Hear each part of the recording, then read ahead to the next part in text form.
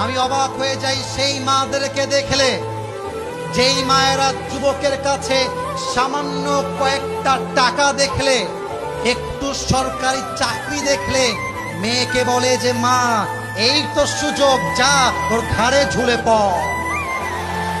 আমি সেই মাকে বলতে চাই, আপনার জন্য যেই যুবক অপবিত্র বউ পাবে, আপনার জন্য যেই যুবক তার বউকে তালাক দিবে, এই প্রজন্ম আপনি নষ্ট করেছেন, এই সংসার নষ্ট করেছেন, মেয়ের ইজ্জত আপনি নষ্ট করেছেন।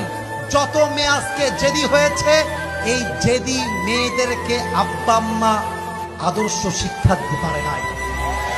যেই মেয়েগুলো আজকে বগুড়া শহরে জিন্সের প্যান্ট আর টি শার্ট পরে ঘুরে বেড়ায়, আপনি বাবা যতই ৫ ওয়াক্ত নামাজি হন, যতই আপনি সামনের কাতারের মুসল্লি হন, আপনার মেয়ের জন্য যুবকদের চরিত্র নষ্ট হবে আর আপনি চেলাইয়া বেহেশতে যাবেন, এটা কষ্টির কালেও সম্ভব হতে পারে না।